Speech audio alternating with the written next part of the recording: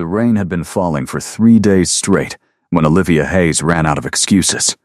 The small apartment above the bakery on Walnut Street smelled of cinnamon from the floor below and damp wool from the coat she had hung over the radiator the night before. Yellow envelopes covered her kitchen table like fallen leaves. Past due. Final notice. Action required. She had stopped opening them weeks ago. She had stopped pretending they would somehow open themselves.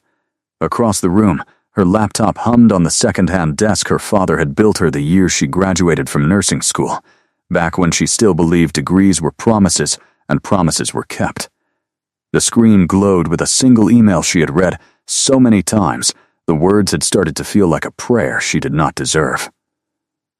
Vance Industries. Interview confirmed. Tuesday, 9 a.m., 22nd floor. Olivia had never been particularly ambitious, but today, she needed a miracle. She pressed her palms against her closed eyes, feeling her pulse jump under the thin skin of her temple. She had not eaten anything since the half a bagel at the clinic the morning they had let her go. Budget cuts, the director had said, mouth pressing into that thin, practiced line administrators learn before they ever learn names. Last in, first out. She had nodded as if it were a normal thing. She had packed her stethoscope into her bag, hugged the receptionist who had once cried in her arms over a miscarriage, and walked out into a rain that did not know her name. The interview was for a position she had no business applying to. Director of Patient Experience. $60,000 a year, plus benefits, plus the kind of insurance that did not make you pick between filling a prescription and paying rent. The job listing read like science fiction to someone who had just sold her grandmother's pearl earrings to keep the lights on. She had applied at 3 a.m, half asleep, half delirious, expecting nothing. 3 days later, an interview. Her phone buzzed against the table. Mom. She let it ring. She loved her mother more than she loved oxygen. But if she heard that worried voice right now, she would crack open like a dropped mug, and she could not afford to break. Not today. Outside, a delivery van splashed through a puddle, and a couple under a single umbrella laughed about something Olivia would never know. Life, she thought, kept happening to other people. She closed the laptop and stood up. In the bathroom mirror, a 32-year-old woman with copper hair and tired hazel eyes stared back at her. Her grandmother used to call those eyes honey glass. Her sister Emma used to call them the eyes of a person who could not lie. Olivia touched the small silver pendant at her throat, a thin chain Emma had given her for her 16th birthday, and the memory landed where memories of Emma always landed, somewhere in the soft hollow between her ribs that never quite healed. 5 years. 5 years since the hospital corridor, the white sheet. The doctor with kind eyes, who said the words gently, as if gentle words could carry such a weight. 5 years since Olivia had sat in a different hospital, 3 states away, listening to a different doctor explain the surgery she was about to volunteer for. We don't usually accept non-directed donors so young, the surgeon had said, looking at her over half-moon glasses. We need to be sure you understand what you are giving up. Olivia had understood. She had understood the way a person only understands after they have already lost something they cannot get back. Emma had died waiting for a kidney. Olivia had too. Math, she had told herself that morning in the pre-op gown, was not always cruel. She had signed the papers. She had given a stranger her left kidney. She had never asked his name. She had not wanted to. She had wanted the universe to balance one tiny dish on its scale. That was all. One small, quiet act of paying forward what fate had refused to give her sister. Then she had gone home. She had healed. She had buried Emma's photo in a drawer, not because she stopped loving her, but because some loves are too sharp to keep on a shelf. And life had done what life does. It had moved. Now, in a rainy apartment above a bakery, Olivia Hayes opened her closet and pulled out the only blazer she owned that did not have a stain. The black one Emma had borrowed for her first job interview and never given back, and which Olivia had inherited along with everything else. She held it up to her reflection. It still smelled, faintly, impossibly, of Emma's perfume. Tomorrow she would walk into Vance Industries. Tomorrow she would sit across from people whose monthly coffee budget exceeded her rent. Tomorrow she would try, one more time, to keep her promise to her sister, that she would build a life worth the one Emma had not been allowed to finish. She did not yet know that on the 22nd floor of that glass tower, behind a closed mahogany door, a man with a faint surgical scar on his lower back had spent 5 years searching for the stranger who had saved his life. She did not yet know that her earsome had been pulled from a stack of 400 for one quiet reason, the same name on the donor consent form he had finally, after years of legal wrangling, been allowed to see. She did not yet know that the universe, the one she had stopped trusting, was about to balance another small dish on its scale. The rain had not stopped by morning. Olivia stood on the corner of 6th and Lexington at 8:42, her umbrella turned inside out twice already, and stared up at the building that rose 40 stories above her like a thing carved out of cold water and steel. Vance Industries. 3 white letters etched into glass at street level, the kind of understatement only enormous money can afford. The lobby smelled of wet marble and clean rain, and something else. Something she could only call expensive, an absence of smell so complete that it became its own perfume. Her wet heels squeaked across the polished floor as she crossed to the reception desk. A young man with a precisely knotted tie and a name tag that said Theo looked up. "Good morning. May I help you? I have an interview at 9, Olivia said, pleased that her voice did not betray her. With human resources. Olivia Hayes. He typed. He smiled the careful, practiced smile of someone who had been trained to smile carefully at people who did not belong, in case one of them might one day matter. 22nd floor. Miss Hayes, the center elevator. The receptionist will meet you. Thank you. She moved toward the elevator banks before she could think too hard about the way the security guard's eyes followed her damp coat. The elevator car was glass on 3 sides, so as it rose, she could watch the city shrink beneath her.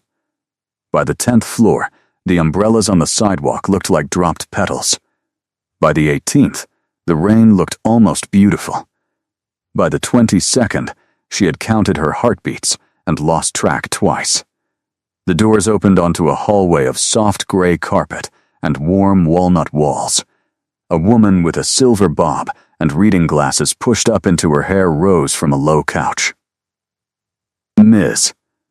Hayes. I'm Margaret. We spoke on the phone.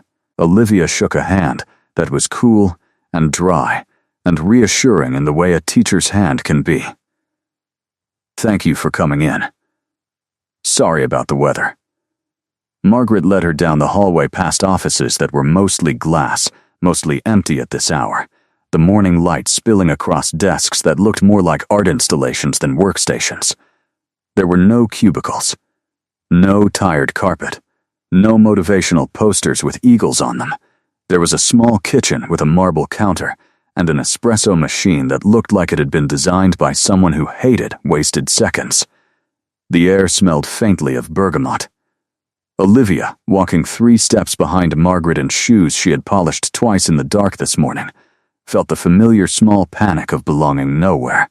They reached a conference room with 3 chairs on one side of a long table and 1 chair on the other. Margaret gestured to the single chair. Have a seat. Mr.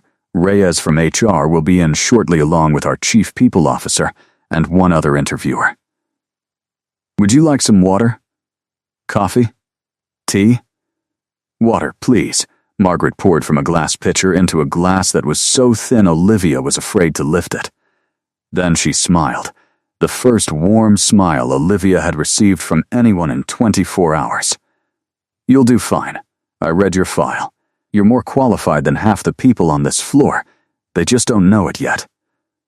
Then she was gone, and Olivia was alone with the rain rolling silently down the wall of windows behind her. She breathed. She did the thing the hospital therapist had taught her after Emma. In for 4, hold for 4, out for 6.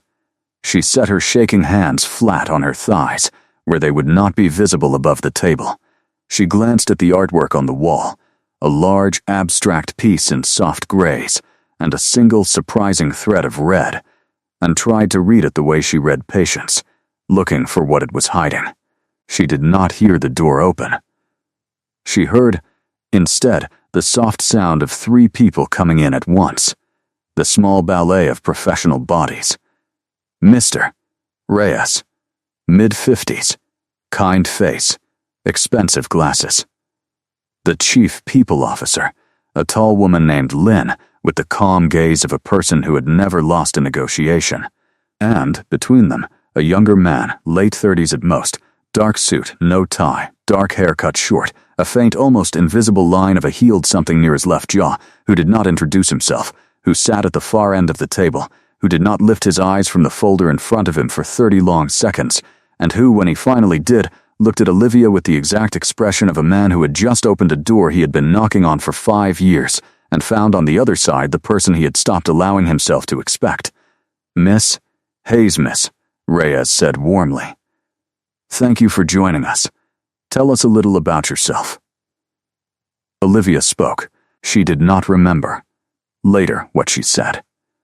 She remembered only that the younger man at the end of the table did not interrupt, did not look away, did not write anything down, and that when she answered Lynn's third question, something about the most meaningful patient interaction of her career, his hand, resting on the table, curled very slowly into a fist, and then, just as slowly, opened again, as if he were reminding it how. "Mr." Reyes turned to him at last. "Adrian, anything you'd like to ask?" The younger man, Adrian, lifted his eyes to hers. His eyes were the color of weak tea, brown and warm, with a kind of attention in them she had only ever seen in operating rooms. "Just one question, Miss Hayes," he said. His voice was quieter than she expected, but it sat in the room like a hand on a shoulder. Why this job? Why now? And Olivia, who had rehearsed a polished, intelligent answer for 3 nights in a row, opened her mouth and told the truth instead. "Because I lost my sister 5 years ago, and I promised her I would not waste what she didn't get to have." The room went still. Adrian looked at her for a long moment, and then, very softly, as if speaking to himself, said, "Thank you for your honesty." Adrian Vance was 34 years old, and he had not slept well in 5 years. Not properly, not in the way other people meant when they used the word sleep. He had, instead, learned the architecture of his own nighttime mind, the rooms it returned to, the hallway it could not stop walking. The hallway, mostly, was a hospital corridor in a city he no longer lived in, lit by fluorescent tubes that made everyone look slightly green, and in his memory it stretched longer each year, the way certain places do when the version of you that walked them no longer exists. At 29, Adrian had been dying. Not the dramatic kind of dying that gets a soundtrack, the slower kind. The kind that creeps in through the back door of a kidney that had been quietly failing him since college. That announced itself first as fatigue, then as nausea, then as numbers on a chart that even a tired resident could not soften. End-stage renal disease. Dialysis 3 times a week.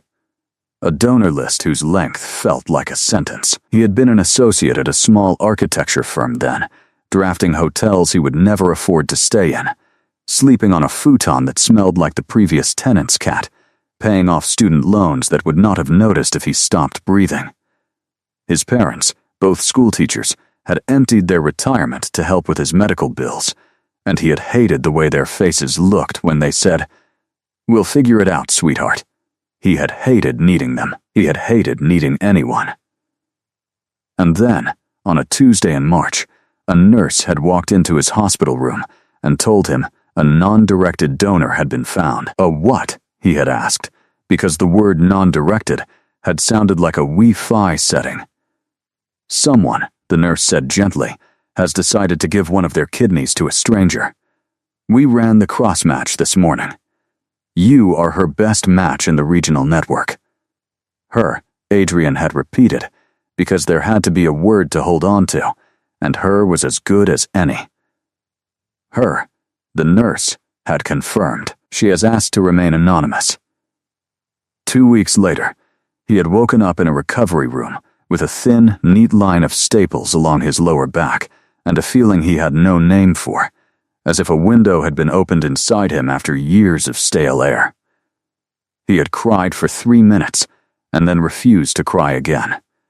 He had eaten a piece of toast. He had asked for her name. The nurse, the same nurse, had said, "She doesn't want it known. She wants you to live. That's all."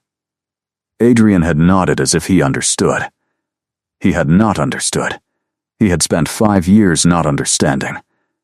He had built, in that time, a company. He had taken the small architecture firm where he had been a junior draftsman, bought it out of bankruptcy 2 years after his transplant, and rebuilt it into something larger than even his ambitious 29-year-old self had ever sketched. Vance Industries now designed hospitals, mostly pediatric wings, oncology centers, trauma units. He had decided early that if his life had been given back to him by a hospital, he would spend the rest of it making hospitals less afraid. He hired nurses for his patient experience design teams. He paid them like architects. He built, on the 22nd floor of his glass building, a department whose only job was to ask, what would have made the worst day of your life 1 degree less terrible? And every year, on the anniversary of his surgery, he had written a check to the donor registry, and every year he had asked, gently, through lawyers and intermediaries and as many legal levers as he had built, whether she wished to be known. And every year the answer had been the same. She did not. Until 3 months ago she had filed an update with the registry. Routine, a change of address, new employer status, unemployed, new contact preference, email only. And the small registry, citing a clause his attorneys had quietly seeded for half a decade, had finally permitted Adrian Vance to see one piece of information. Her name. Olivia Hayes. He had not told anyone. He had taken the single sheet of paper into his office, closed the door, and stared at the name for 47 minutes. He had not searched her online. He had not looked for photographs. He had wanted to keep the privacy she had asked for. But he had quietly directed his recruiting team, 4 weeks later, to send a job listing through the regional nursing networks for a position he had been planning to fill anyway. Director of Patient Experience, with a salary slightly above market, and a description suspiciously written for someone who had spent the last 5 years on the front line of community clinics. He had told himself it was a coincidence. He had told himself he was simply being a good employer. He had told himself that if she did not apply, that would be his answer. 11 days later, her sum had appeared in the stack. He had set it on his desk for 2 days before he had been able to open it.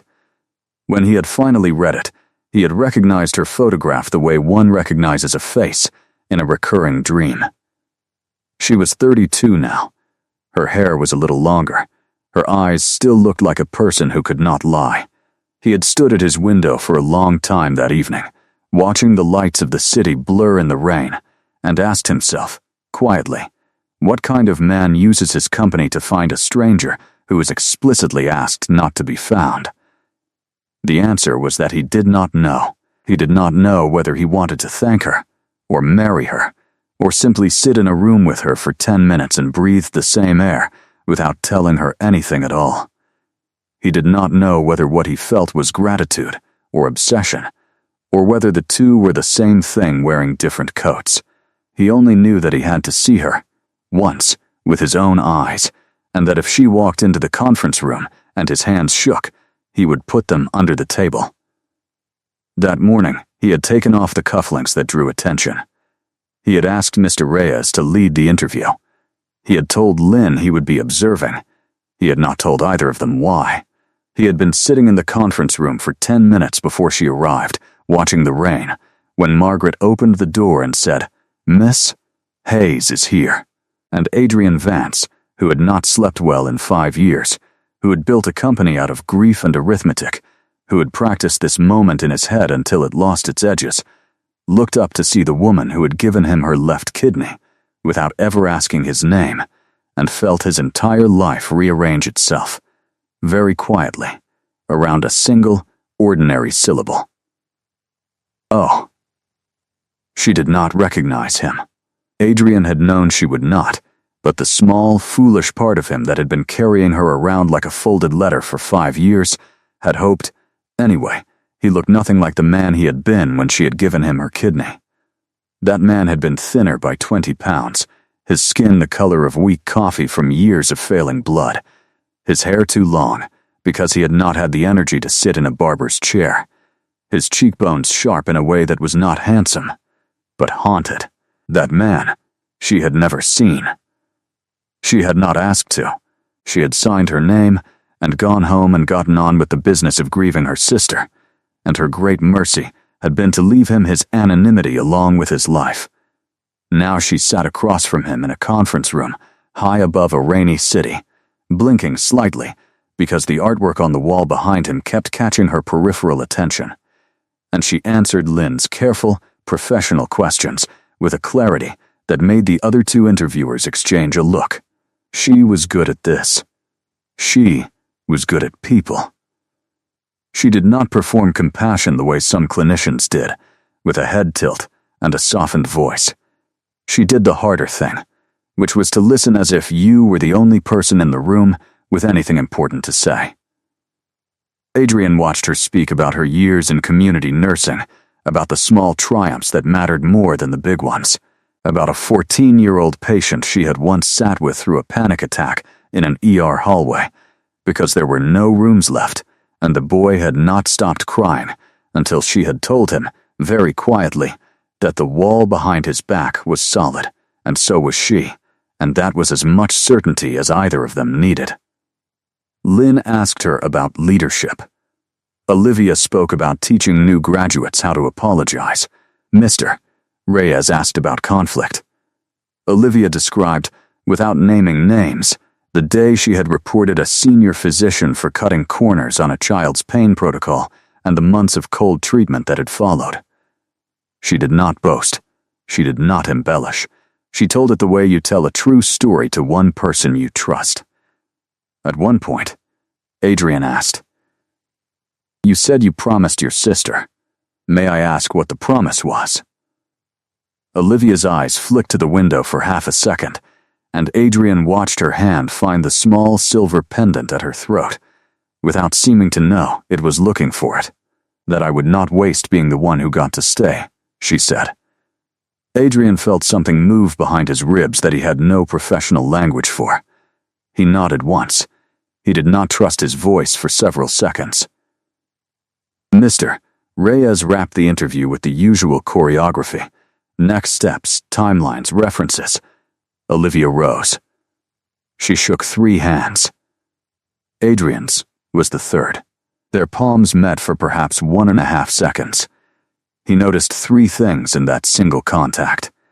Her hand was small, cooler than his, and steady. Her wrist, where her sleeve had ridden up, bore a thin, faded scar he had seen before only in surgical photographs of laparoscopic incisions, the kind a young donor heals from in 8 weeks, but never entirely loses. She did not flinch when he held her hand a fraction longer than was strictly professional. She also did not. He registered with something between relief and grief. Recognize him. Why would she? "Thank you for your time, Miss Hayes," he said. The lift to his voice was almost imperceptible, but Olivia, who could read patience, would later remember that he sounded as if he were saying something else underneath those 4 words. "Thank you for coming. We will be in touch." She left. Margaret walked her to the elevator. Adrian sat at the end of the long table and did not move for almost 2 minutes. Lynn shut the door behind Mr. Reyes and turned to him. "Adrian, the other 6 candidates have not even arrived yet." "Hire her," he said. Lynn tilted her head a single careful degree. "We owe due process to the other candidates. We can finish the slate." "Hire her at the end of the week, then." He stood. He buttoned his jacket the way a man buttons a jacket when he does not entirely trust his hands. "Match her salary expectations and add 15%. Move her start date up to next Monday if she's available." "Adrian." Lynn's voice was calm, but it was also the voice of a woman who had not become chief people officer of a 40-floor company by missing things. "Is there something I should know?" He looked at her. He liked Lynn. He trusted her more than he trusted most of his board. But he had not built a company by giving away the things he did not yet understand. "There's nothing you need to know yet," he said. "Yet?" "Yet," he agreed. Lynn let 3 seconds pass. She nodded. She left the room. Adrian crossed to the window and pressed his palm flat against the cold glass. 22 stories below, Olivia Hayes had stepped out onto the sidewalk and was wrestling her ruined umbrella back into shape. He watched her stand there for a moment in the rain, head tipped slightly back, as if she were checking the sky for permission to feel hopeful. Then she walked away, around the corner, out of sight. Adrian let his forehead rest against the glass. He thought about the scar on her wrist. He thought about the scar on his back. He thought about the small, terrible arithmetic of strangers, the way one human being could decide on a Wednesday morning 5 years ago to cut a piece of themselves out and hand it to a man whose face they would never know, simply because the world had taken something from them that no amount of cutting could give back. He thought about Emma. He did not know her name yet, but he knew, with the certainty that lives below thought, that he owed his life to her too. Olivia had given him her kidney, but a girl named Emma, whoever she had been, had given Olivia the reason. Adrian Vance closed his eyes. He was already in love. He understood that, the way you understand the weather after you have already gotten wet. He did not yet understand what to do about it. He suspected, with the small, dry humor that had survived even his worst years, that he was about to find out the hard way. The call came on Thursday evening. Olivia had just sat down at her kitchen table with a bowl of rice and a single roasted carrot, the kind of dinner that pretends it is a choice. Her phone lit up with a number she did not know, and for a moment she considered not answering, because in her life, unknown numbers had become a synonym for bad news. She answered anyway. "Hope is a habit you cannot quite kill. Miss Hayes, this is Margaret from Vance Industries. We would like to offer you the Director of Patient Experience position." Olivia put her spoon down very slowly. She did not trust herself to hold it. Margaret kept speaking, kindly, professionally, the way a person speaks when they know they are saying words that will change a life. The salary was almost twice what she had been making at the clinic. The benefits started day 1. There was a relocation stipend, which she did not need, but which she registered the way one registers small acts of grace from strangers. There was a signing bonus. There was a start date the following Monday, if she could be ready. "Ms. Hayes," said Margaret, after a small silence. "Are you there?" "I'm here," Olivia said. I'm here." She heard the smile in Margaret's voice. "Take your time." Olivia stood up. She walked, phone pressed to her ear, into her tiny living room, and she looked at the photograph of Emma she had finally taken out of the drawer 2 months ago and propped on the bookshelf because she had decided that grief deserved a window. Emma in the photograph was 26 and laughing. Emma in the photograph did not yet know what was coming. "Yes," Olivia said. "Yes, I accept." The first week was a kind of vertigo. She arrived at 6:45 each morning because she had grown up in a household where being on time meant being early. She wore the same black blazer for the first 3 days because she could not yet bring herself to spend her signing bonus on clothes she had not yet earned. Margaret had given her an office with a window and a sleek desk that did not wobble. There was an espresso machine she did not yet know how to operate, and a small living plant on the bookshelf that Olivia spoke to softly during her first afternoon, because no one had told her not to. She met her team. 6 people, all younger than her, all sharper dressed, all watching her with that particular politeness that means we are waiting to see whether you are real. Among them, one woman in particular caught her attention. Brittany Voss, 28. The kind of pretty that arrives in a room before the rest of her, with a smile that worked at the corners, but not the eyes. Brittany had been at Vance Industries for 2 years. Brittany, Olivia learned by Wednesday, had applied for the directorship herself. Brittany was being very professional about it, which is to say that Brittany was the first to bring Olivia a coffee, the first to volunteer for the difficult assignments, the first to mention, casually in passing, that the previous director had been hired from inside, and that it was unusual for the company to skip the internal pipeline. Olivia smiled. Olivia thanked her. Olivia made a mental note. On Friday, Adrian Vance summoned her to his office for a 30-minute introduction meeting. The summons came through his executive assistant, Mira, a tall woman with a clipboard and a small knowing smile that suggested she had seen exactly how often this kind of meeting was arranged for new hires, which was almost never. Olivia walked up 2 floors and along a quiet hallway to a corner suite she had not yet been invited into. The walls were a soft, warm gray. The floors were dark wood. The view, when she stepped through the door, made her pause on the threshold because the rain had finally cleared and the city below looked, from this height, like a polished thing held in someone's hand. Adrian rose from a low gray armchair near the window. He was not behind his desk. He had set out, on a small round table between 2 chairs, a tea service. He gestured to one of the chairs. "Please." She sat. She accepted a cup. She did not yet know how to be at ease in a room like this, so she sat the way she had sat in church as a child, hands folded, spine straight, lips polite. "How is your first week?" he asked. Disorienting, she said, and then, because honesty seemed to have become her habit around him, in a good way. He smiled, small and quick. "I'm glad." He asked her about her team. She told him, carefully, that her team was good. He noticed the careful. He did not press. He told her, instead, about the project he wanted her to lead first, a pediatric rebuild in a city 2 hours north, where the hospital had asked Vance Industries to redesign every patient facing interaction from intake to discharge. He spoke about it the way someone speaks about a thing they love. Olivia found herself leaning forward, without meaning to. After 15 minutes, he set his tea down and looked at her with something more careful in his eyes. "Miss Hayes, may I ask you something personal?" She nodded slowly. The pendant at her throat, where did it come from?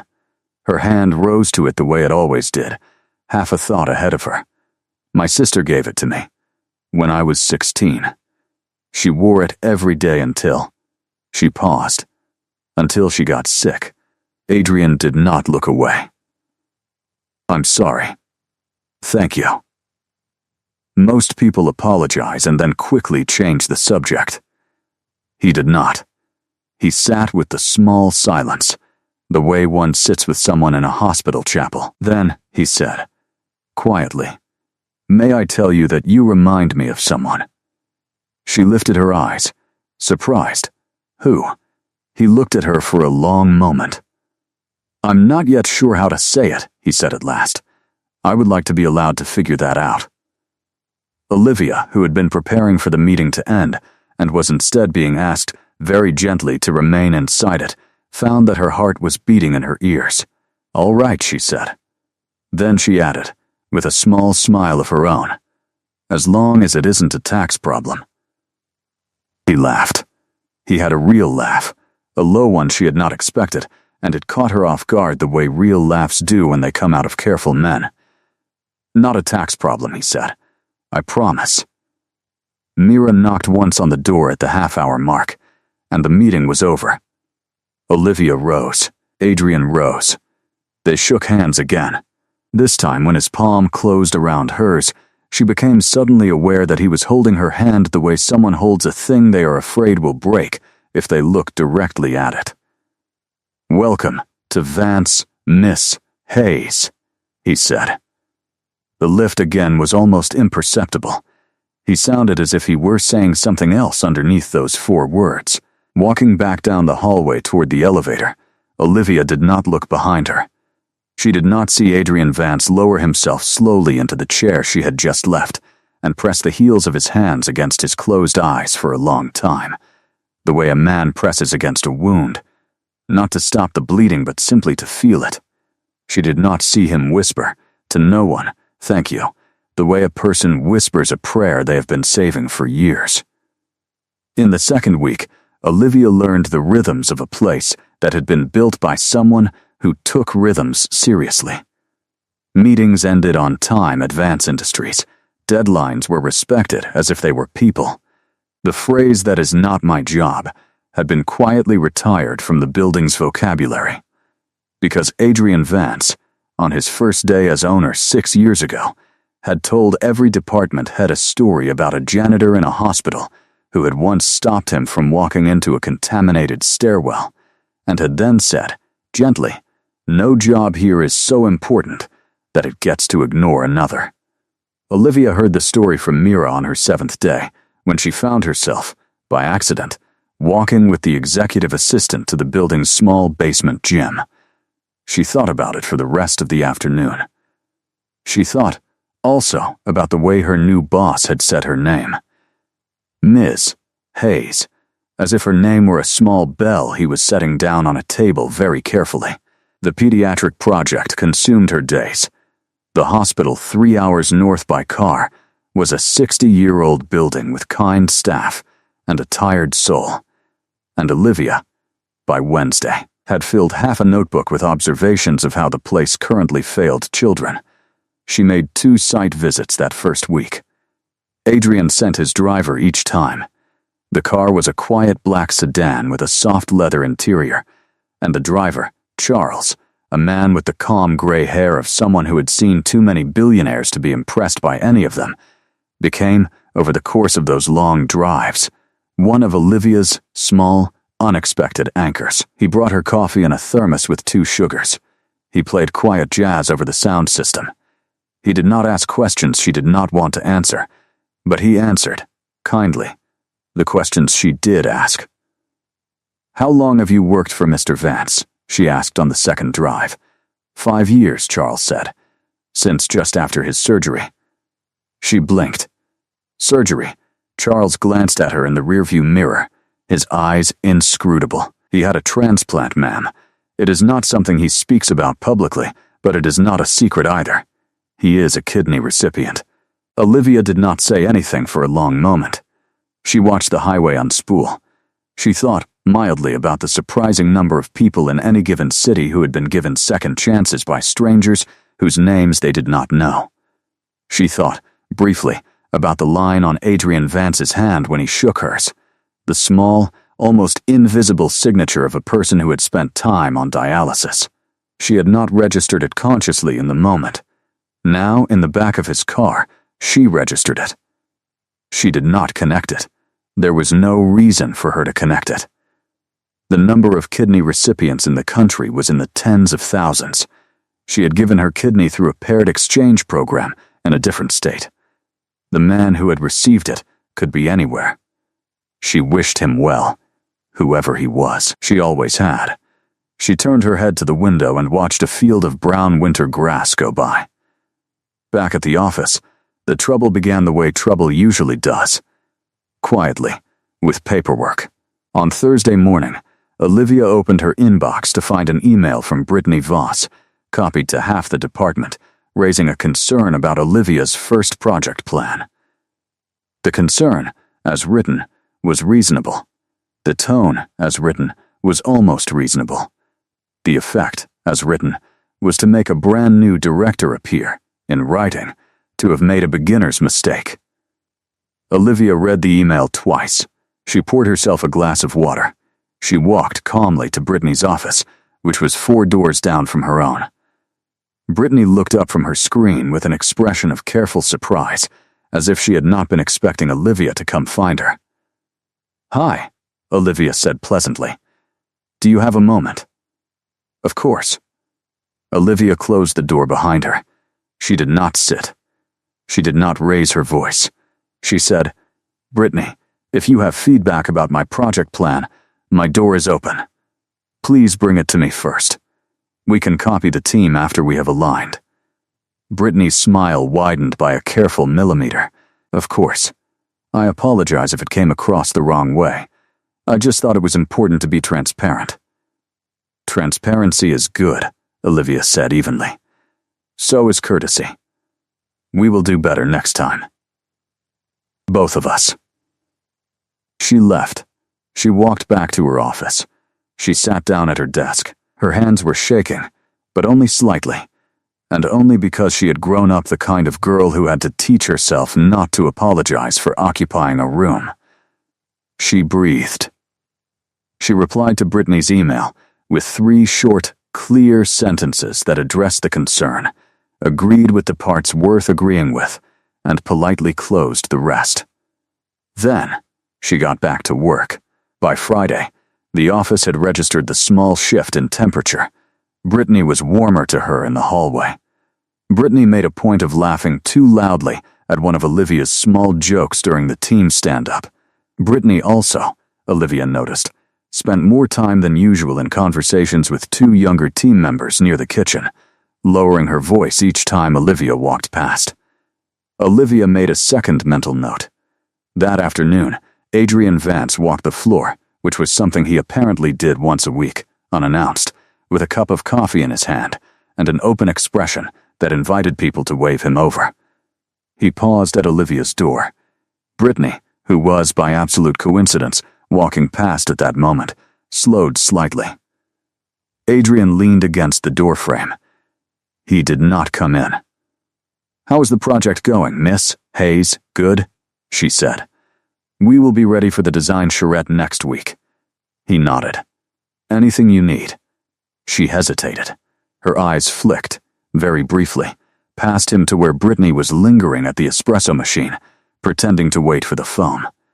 Adrian's eyes did not follow hers. He did not need them to. He had been a young man in offices before he had been a CEO. He understood corridors. He understood overheard. He smiled. A small, neutral smile. "Drop me a note if anything comes up," he said. "My door is open." "Thank you." He moved on. 2 doors down, he paused again, and Olivia, with a kind of horrified fascination, heard him say, casually, "Brittany, do you have a moment?" Brittany, of course, said yes. The door of Brittany's office closed. The door of Brittany's office stayed closed for 7 minutes. When it opened again, Brittany walked out with the particular brightness of a person who has been told something serious in a kind voice. She did not come past Olivia's office for the rest of the day. Olivia, hands flat on her desk, did not know whether to be relieved or worried. She was both. At the end of the day, an email arrived from Adrian, sent to her alone. 3 lines. "Ms. Hayes, I am sorry if you have felt unsupported this week. You will not feel that way again. A. V." Olivia read it 3 times. She did not answer right away. She did not yet know what to say to a man who used the word sorry the way most men use the word later. She closed her laptop. She walked home through a city that had finally dried out under a clean winter sky, and she thought, for the first time in months, that the world might be quietly tilting back into balance. She did not yet know how steep the tilt was about to become. She did not yet know that 3 floors above her, Adrian Vance was sitting in his office at 7 in the evening, looking at a printout of a 5-year-old donor consent form and trying, with the calm patience of a man who builds buildings for a living, to figure out how on earth to give a woman back a piece of news she did not yet know she was missing. Memory, in the years after Emma, had not been a hallway for Olivia the way it was for Adrian. It had been a room. A specific room, the small upstairs guest room in her parents' house, which Emma had moved into the year she got too tired to climb the stairs to the apartment she had once shared with 2 college friends. Olivia had spent the last 7 months of her sister's life in that room. The wallpaper had been a faded yellow, with a pattern of tiny daisies that Emma had hated when she was 8 and pretended to love when she was 26, because she had decided by then that complaining about wallpaper was a luxury she no longer felt entitled to. There had been a window that looked out onto the maple tree in the backyard. Emma had asked, on a Tuesday in late October, for the bed to be moved so she could see the leaves change. Their father had moved it. Olivia had helped him.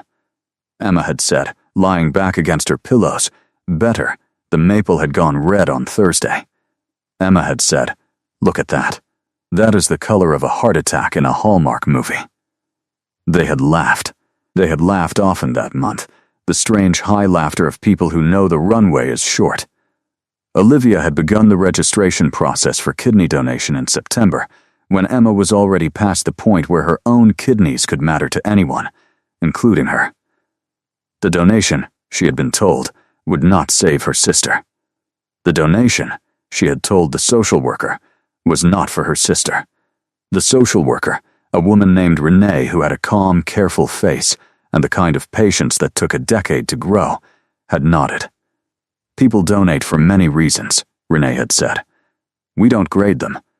Some donate because they have love left over. Some donate because they have grief left over. Some donate because they don't know what else to do with their hands." Olivia had cried in her car in the parking lot of the donor center after that conversation, because she had heard her own reason in a way she had not yet been able to admit to herself. Grief. Left over. Yes, Emma had died on a Tuesday in February, in the same upstairs room, with her mother holding her left hand and Olivia holding her right. She had said, near the end, with the small, dry humor she had carried even through dialysis, "Don't waste this." She had not specified what this was. She had not needed to. Olivia had nodded and not been able to speak. She had felt, somewhere in the room above her own grief, the absurd, almost unbearable presence of a future she would have to walk into. She had walked into it. She had finished out the year at the clinic. She had said yes to the donation in March. She had had her surgery in April, 6 weeks after Emma's funeral. She had recovered alone in her parents' guest room, the same room, because her mother had wanted to take care of her, and Olivia had not had the strength to refuse, and because Emma's small things, the books, the lavender hand cream, the sweater she had liked, were still in that room, and Olivia had wanted, in some private way she could not explain, to share a recovery with her sister even when her sister was no longer there to share anything. The man who received her kidney had been a stranger named, in her paperwork, only recipient 47B. She had been told he was male. She had been told he was in his late 20s. She had been told he was an architect in another state. She had been told the surgery had been successful. She had been told that he had asked, repeatedly, in the months that followed, to be allowed to thank her. She had said no. She had said it kindly. She had said it to a social worker named Sarah, who had taken over from Renee, and Sarah had passed it on without comment. She had said it because she had not, in those early months, been able to bear the weight of being thanked by anyone for anything. She had not done it for him. She had done it for Emma. She did not know how to explain that to a stranger without breaking open in a way that might not close. She had said no for a year. She had said no for 2. She had said no, eventually, out of habit, the way you keep wearing a coat because you had it on when the weather changed.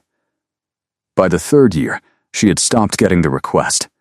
By the 4th, she had moved twice, and the registry's letters had begun arriving at her parents' address, where her mother quietly filed them in a drawer without showing them to her. By the 5th, life had been too loud for ghosts. There had been a relationship that had ended badly. There had been a job that had ended badly. There had been a friendship that had quietly faded. There had been the long, slow, ordinary work of building a life on top of a wound. Olivia had not exactly forgotten what she had done in that hospital room in April 5 years ago. She had simply set it down, the way a person sets down a heavy book at the end of a long chapter, knowing that the chapter has happened and that she does not need to hold it open to keep it true. Now, on a Friday evening, sitting on her small balcony above the bakery, Olivia thought about Emma. She thought about the maple. She thought about the careful man who had asked her about her pendant. She had not yet drawn the line between any of these things. She had no reason to. The world was full of careful, kind people who had been touched by illness. She wished them all well. She held her tea in both hands. She watched the lights come on across the city.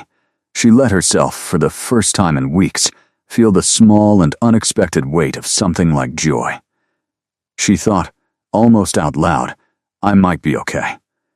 She did not know that 80 blocks away, Adrian Vance was standing in his apartment, in front of a small framed item on his shelf, a single sheet of paper, the donor consent form, with one name typed neatly at the bottom. He stood there for a long time.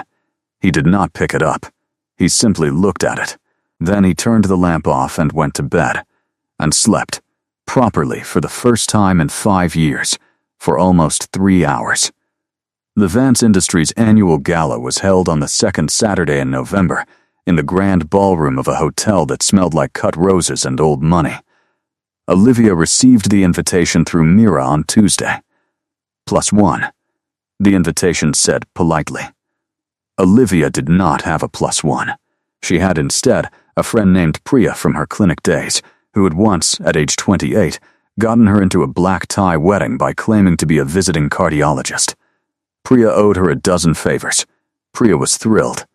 Together they went to a small boutique in the East Village, where Olivia spent 3/4 of an hour pretending she was the kind of person who could afford anything she touched, and where eventually, with Priya's gentle pressure and her own first paycheck's nervous courage, she bought a dress. It was midnight blue. It had a low back, an A-line skirt, and the kind of cut that made her own reflection startle her. She paid more for it than she had ever paid for a single item of clothing in her life. She walked home holding the garment bag like a small animal she might lose. On Saturday evening, Priya zipped her into it in the tiny bathroom of her apartment, then stood back and said, "Very seriously, Olivia, if your sister could see you, she would lose her mind." Olivia laughed, and then she cried for 30 seconds, and then she laughed again, and they took a car to the hotel together. The ballroom was full of glass and warm light. There were 300 guests. There were silver trays of small, perfect things to eat. There was a string quartet that played, mostly, the kind of music that made conversation possible. There were executives Olivia had only ever seen as initials in email signatures.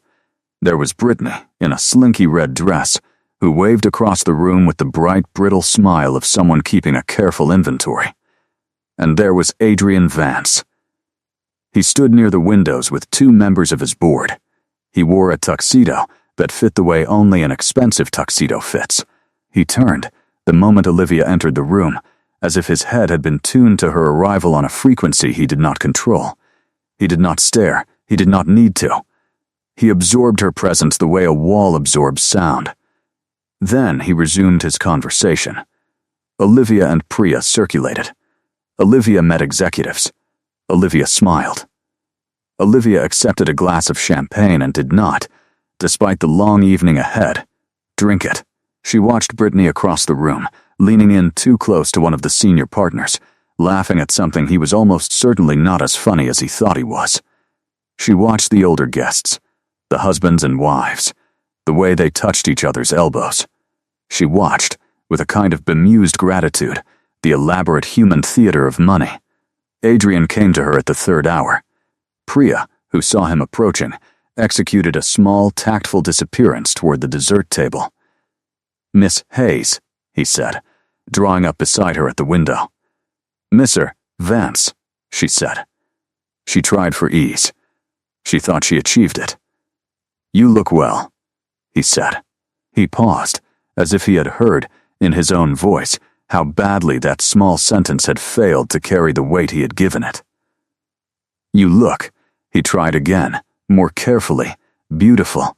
The pause before beautiful made the word land harder than it would have otherwise. Olivia accepted it. She did not blush. Exactly, she was by then too old to blush easily. She nodded once. Thank you. He shifted his weight. Would you walk with me? Where? There's a terrace. On the next level.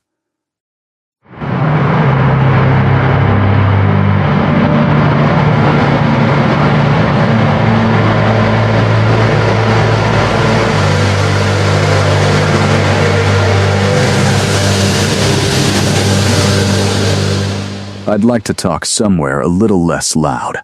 She glanced at the dance floor, where Brittany was now watching them over the rim of her glass with eyes that no longer pretended to smile. She looked at Adrian. All right. They took a small staircase up to a private terrace, whose existence she had not suspected. The city was beneath them, a quieter version of itself. The air was sharp. He took off his jacket and offered it. She accepted. The lining smelled faintly of cedar and that almost invisible cologne. She leaned against the stone balustrade. He stood a polite 3 feet away. May I ask you something else personal? He said quietly. She smiled, eyes on the city. You only get a finite number of those. He laughed. Fair. He breathed once, deeply, 5 years ago. You had a sister who was sick. You have a small scar on your wrist. Olivia turned her head slowly. Her face did not change. Her hand, again lifted toward her pendant. She did not yet look afraid. She looked, instead, like a woman whose brain had begun, very quietly, to do arithmetic she had not invited.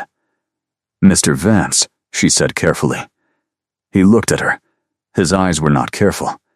His eyes were doing the thing they had done in the conference room, the careful attention of an operating theater. Adrian, he said. Please, Adrian, she said. Why are you asking? Because, he said. Because. He stopped. He looked away briefly. Below them, a horn honked far down on the street. He looked back. Because I have been trying for 5 years to find someone, and I think, you may be her. The wind moved a strand of hair across her face. She did not push it back. The arithmetic in her mind had begun to draw lines from one corner of the picture to another, and she found, with surprise, that she could see the shape of what he was about to say before he said it. Her body knew. Her body had known since the elevator on the first morning. She had simply refused to know it. Adrian, she said again. Her voice was small, but it was clear. Please tell me what you are saying. He held her eyes. He held them gently, the way you hold something fragile. I had a kidney transplant 5 years ago in April, he said. A non-directed donor signed the consent. I have never known her name. Until 3 months ago, when she filed a routine update with the registry, and the registry, finally, after years of legal effort, allowed me to see one piece of information. Her name. He paused. He breathed once. Olivia, he said. He said her first name for the first time. He said it the way one says a name one has been carrying. He said it the way one says a small prayer one has been saving. I think you are her. Olivia did not move. She did not breathe. The wind moved her hair again. Below them, the city kept being a city. The string quartet, 3 floors down, kept playing something that had been written 2 centuries ago by a man who did not know that someone, somewhere, would one day be standing on a high terrace at a black tie gala, holding a borrowed jacket, looking at a man who was the stranger inside her sister's promise. The terrace was very quiet for a long time. The string quartet, 3 floors below, finished one piece and began another that Olivia did not recognize. She heard it through her shoes more than through her ears. Her right hand, of its own accord, had moved from her pendant to the cool stone of the balustrade. She gripped it the way you grip a railing when the floor is doing something the floor should not be doing.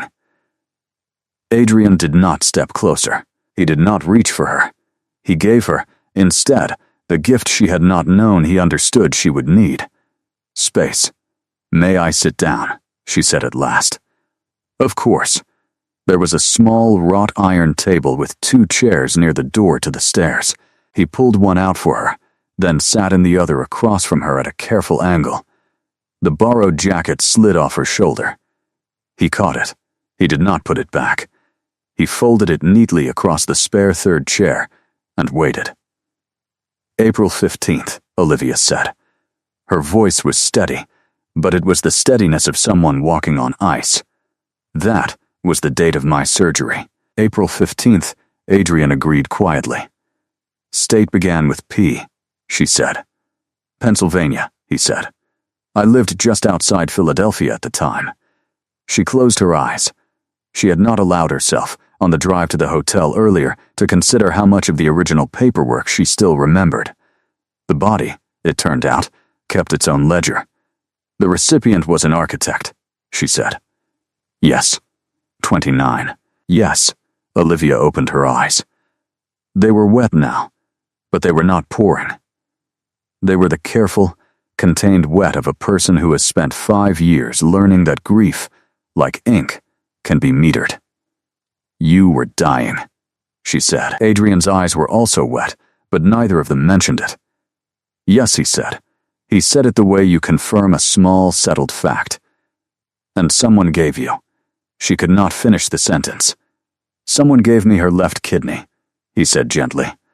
She had a scar on her wrist that I noticed when we shook hands. Olivia laughed once, very softly, the way a person laughs in a hospital chapel. Her hand drifted to the scar. She had not in years thought of it as anything other than the punctuation mark at the end of a sentence she had finished writing. "Why didn't you tell me?" she said, in the elevator, on the first day. "I almost did," he said. "I almost did 6 different times." He let his palms rest flat on the small table. "Olivia, when I saw your arsum, I told myself I would offer you the job, because you were qualified for it. Which you are. You were the most qualified candidate we have ever had for that role. But when you walked into the conference room, He stopped. "I needed to tell you in a way that did not feel like a transaction. I have spent 5 years trying to find the person who saved my life. I did not want, when I finally did, for that person to feel that her job, her income, her stability, were somehow connected to her willingness to be thanked. I did not want you to feel managed. So I waited." Then he added, in a lower voice, "And also, I was afraid." Olivia looked at him. "Of what?" "Of you not wanting any of this," he said. He gestured, briefly, at the gala, at the building, at the city, at, by implication, himself. "You have spent 5 years not wanting to be thanked. I had no right to put my thank you on you, simply because I had finally located it. I had to give you a way to say no. I had to make sure that whatever happened next, it could not be confused for a debt." She turned her face away. The wind, again, she watched a small plane move slowly across the dark above the river. The thing inside her chest that had been wound tight for 5 years did something she did not have words for. It did not loosen. It did not break. It moved, very slightly, like a door that had been painted shut and was being asked, gently, to remember it was a door. "I had a sister," she said. Adrian was very still. "Yes, her name was Emma." He took the name in the way one takes a flower. "Olivia." He said her name again. He said it the way he had said it the first time, and she understood now that it had not been a slip. It had been a key he had been holding. "She died of kidney failure." "I know," he said quietly, because the math allowed me, finally, to guess. Olivia let out a breath. It was a real breath. It was the first real breath she had taken in front of another human being in years. "She didn't get a donor in time," she said. "I had 2. I gave one to someone who would." She paused. "I gave one to you." "Yes," Adrian said simply. Without telling you. He nodded once. Without you ever asking, without me ever asking. The string quartet, 3 floors below, modulated into something slower. Olivia let her hands rest on the table. She did not reach for him. He did not reach for her. They sat there, 2 strangers and not strangers, with 80 blocks of city below them and 1 quiet piece of internal organ between them, and they did not, for a long minute, need to say anything else. Then Olivia said, in a voice that was almost a whisper, "I'm sorry." Adrian's head came up. "You." He could not finish. "I'm sorry," she said again. "I should have answered. You wrote to me, didn't you? Through the registry." I refused. For years. I refused because she shook her head. I did not have it in me. I had given the kidney for Emma. I could not bear to be praised for it. I could not bear to make it about me. So I made you wait. For 5 years. He was already shaking his head. "Olivia." No, she kept going. "I made you carry your gratitude. I made you carry the unfinished thing. I am so sorry. I did not know it was you. I did not know it was anyone. I made it abstract because abstract was the only shape grief would let me carry." He moved then, finally for the first time. He covered her hand with his. His palm was warm. Hers was cold. The contact was brief, neutral, fraternal almost. It was the touch of a man who had once been a stranger and now was something else, but did not yet know the name of the something else, and refused to push for it. "Olivia," he said, "you don't owe me an apology. You owe me nothing. I owe you everything. If you had answered my first letter, I would have made a worse mess than I have already made. I needed those 5 years. So did you, I think. Now we are here. Now we have time." She looked at him. The terrace lights caught on his face. He had the kind of face that, she now noticed, looked very different when it was relaxed than when it was carefully composed in a conference room. Younger, less burdened. She could see, around his eyes, the faint cartography of a person who had been ill once and who, ever after, did not take an ordinary morning for granted. She thought fleetingly, with a small lurch of something neither of them was ready to name, that she would like very much to spend a long time looking at this face. She did not say so. She said instead the thing she could allow herself to say. "I have to think about all of this." "Of course," he said. "I should not have told you here. I should have told you somewhere kinder. You don't have to know what to do tonight. You don't have to know what to do tomorrow." "I have waited 5 years, Olivia. I can wait." "Then," he added, gently, "and I do not want you to think that your job depends on any of this. I will tell Lynn in the morning that you are to be considered, from this moment forward, untouchable by me. Anything that happens in this company you have already earned. Anything that happens between us, if anything ever does, will happen at your pace and nowhere near a building I own." Olivia laughed once. "Almost, you really are very careful, aren't you?" "I have learned," he said, "the cost of being otherwise." She nodded. She was going to cry now, in earnest, and she did not want to do it here, so she stood up. He stood up. She handed him back his jacket. He took it. Their fingers brushed. Neither of them looked at the brush. "Good night, Adrian," she said. "Good night, Olivia," he answered. Then she turned, and she walked down the stairs alone, and Adrian Vance stood on the terrace for another long minute before he followed, because some moments deserve at least that much of a pause before the rest of the world is allowed back in. The Monday after the gala arrived as Mondays do, indifferent to the gravity of the weekend it followed. Olivia woke at 6. She made coffee. She stood at her small window and watched the bakery's lights come on below. She thought very calmly about the fact that the man she now worked for was the stranger who had her sister's debt of a kidney in his back. She thought very calmly about the fact that she had cried for an hour in the cab on the way home Saturday night, and that Priya had sat beside her and not asked.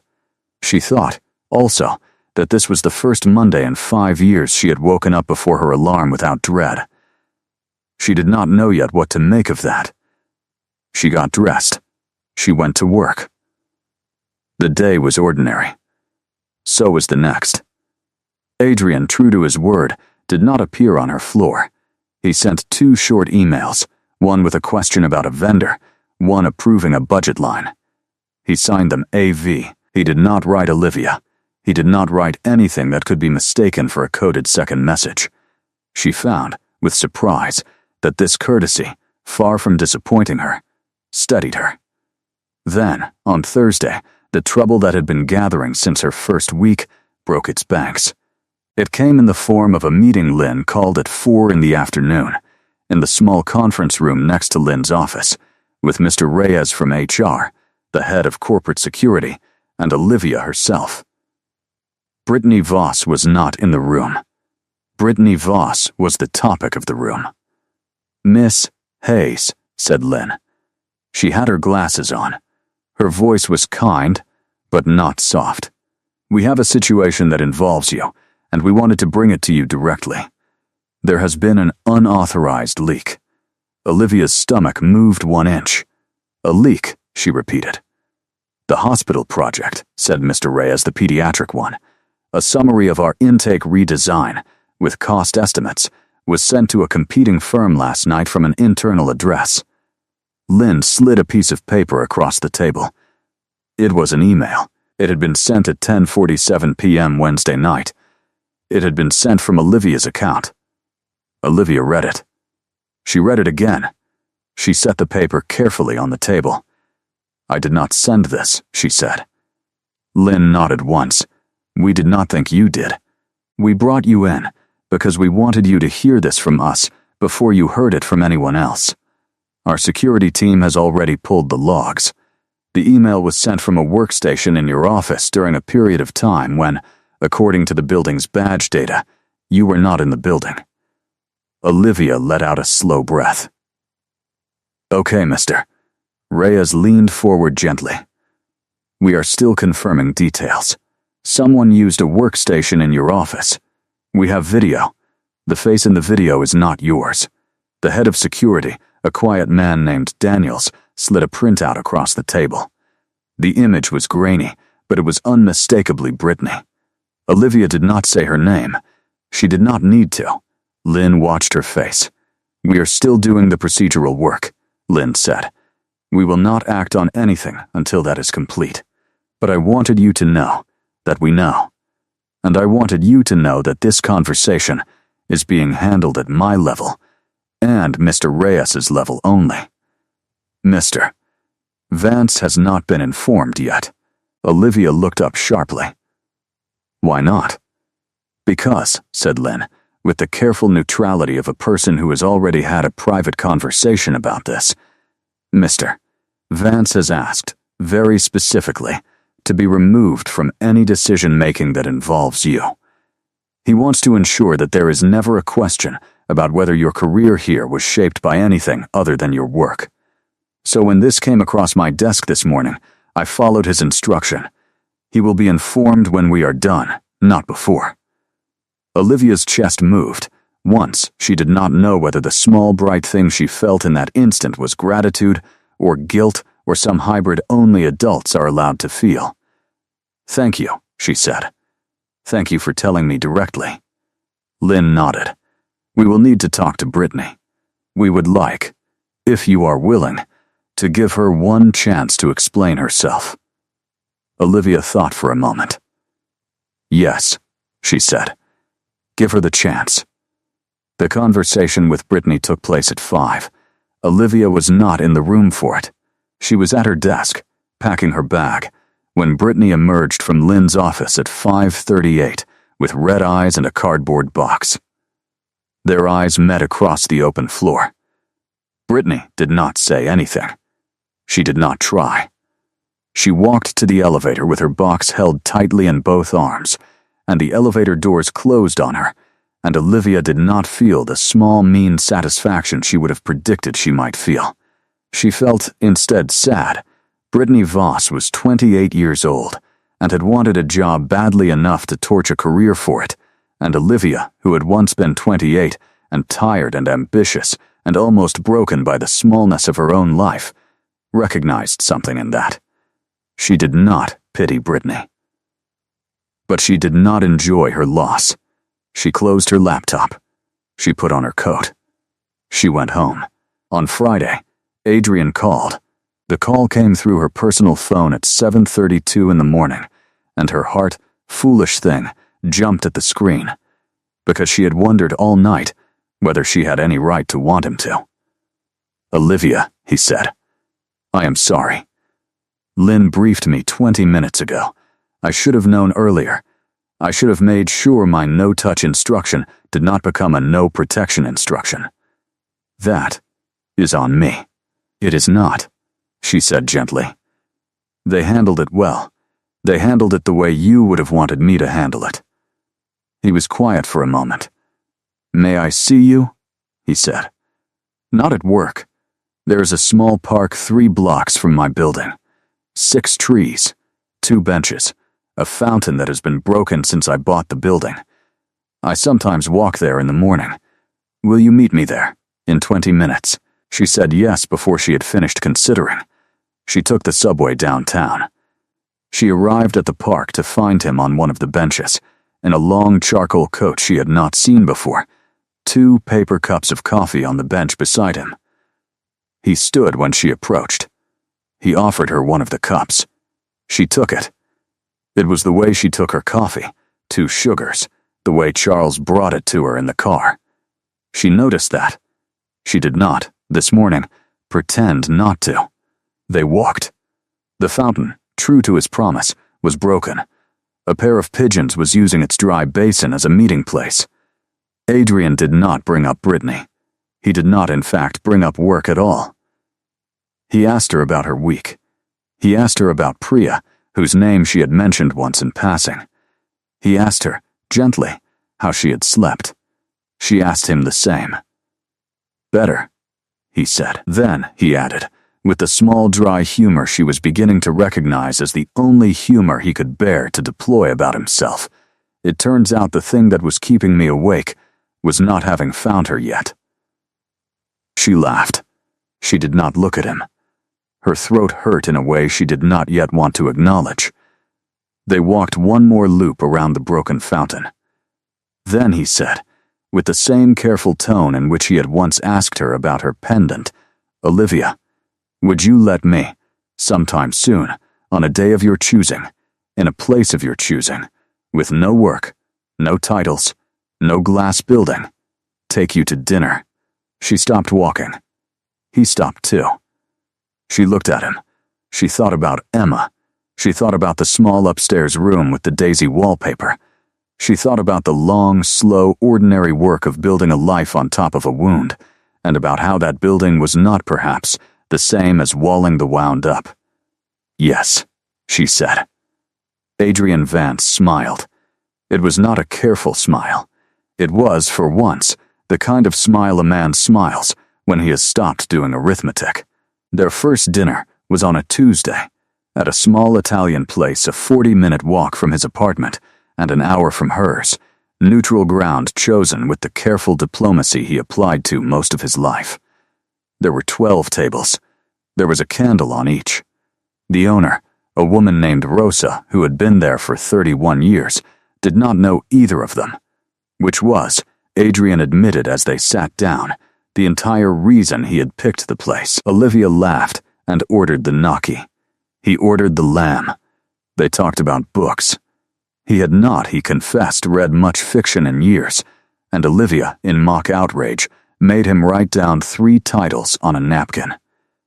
He told her about his mother, who taught 5th grade for 35 years, and who had refused, even after his transplant, to retire because she said he did not need her hovering, and the children did. She told him about her father, a high school custodian who had built her desk, and who, when she had told him she wanted to be a nurse, had said only, "Good, people will be lucky." There was no flirtation. Not really. There was, instead, the careful, deliberate ease of two adults who had decided to begin from honesty and let everything else build itself slowly on top.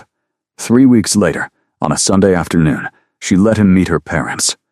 He brought flowers for her mother and a bottle of olive oil he had been told was good for her father, and her father, who had not entirely approved of any man Olivia had ever brought home, made the small private nod that constituted his blessing about 40 minutes in, when Adrian, talking about the pediatric project, used the word "we" in a sentence that included Olivia in a way that did not sound like office talk. 6 months after the gala, on a clear, cold evening in May, Adrian asked Olivia to walk with him to a quiet plot of land he had recently bought on a hillside an hour outside the city.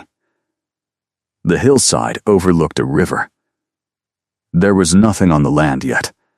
There was only a small wooden stake driven into the ground where a foundation would one day go. He told her, standing in the long grass with his hands in his coat pockets, that he wanted to build a community hospice. Small, 8 beds, a garden, a library. He wanted to name it for her sister. He had not, he said carefully, made any of the plans yet. He had wanted to ask her first, because the place was hers if she wanted it. Olivia did not cry right away. She walked to the wooden stake. She knelt beside it. She put her palm on the cold earth.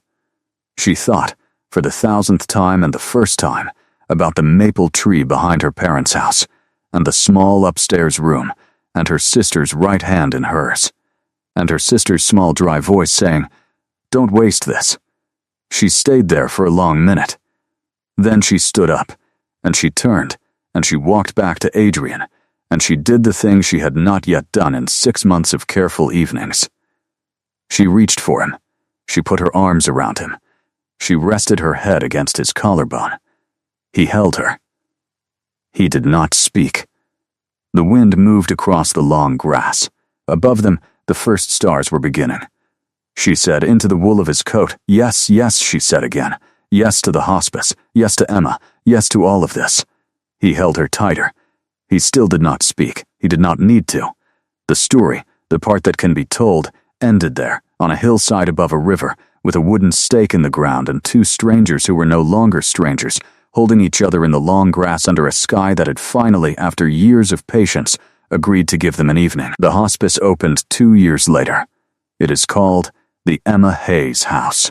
It has 8 beds, a garden, a library, and a small framed photograph in the entryway of a young woman with copper hair and laughing eyes, with a quote underneath in her sister's handwriting. "Don't waste this." Olivia became its founding director. Adrian designed the building himself, his first as principal architect since his transplant, and on the day it opened, the two of them stood at the front door together and welcomed the first family in. They were married the following spring in a small church on 5th Avenue, the same kind of old stone church where, perhaps, in another story, 2 different strangers had once hidden together from very different futures. There were 60 guests. Olivia's mother held her left hand walking down the aisle. Priya was the maid of honor. Adrian's mother cried for the entire ceremony and was not in the least embarrassed. The pendant Emma had given her was tucked under the collar of Olivia's dress, against her skin, where it had always belonged. Some nights, even now, Adrian wakes in the dark and feels, with his hand, the small, faint scar on his lower back. He thinks of a woman he never met, a woman named Emma, who died in a small upstairs room with daisy wallpaper, who said, "Near the end, don't waste this," and whose sister, in the quiet, terrible ordinary courage of grief, decided to spend the rest of her life translating that sentence into a verb. He thinks of the kidney inside him. He thinks of the woman sleeping beside him. He thinks of the broken fountain in the park, the borrowed jacket on the terrace, the elevator on the first morning, the conference room, the rain. He thinks of how unlikely all of it was, and how, somehow, none of it was a coincidence. The world, he has learned, will not always tilt your way. But sometimes, if you keep your hands open long enough, it does. So if you have ever wondered whether a small good thing you did a long time ago, without your name on it, without applause, without anyone ever thanking you, somehow disappeared into the noise of the world and went unnoticed, this story is for you. It did not disappear. It went somewhere. It became something. It became, in some life you may not even know about, a man who finally slept, a hospice on a hillside, a sister remembered, a kidney humming quietly under a clean white scar, a vow in a stone church, a yes on a hill above a river. And if you have ever wondered whether the world remembers, the answer is that sometimes, in its slow and stubborn way, it does. Sometimes the stranger you forgot becomes the person who remembers everything. If this story moved you, drop a comment with the city you're watching from and rate the story from 0 to 10.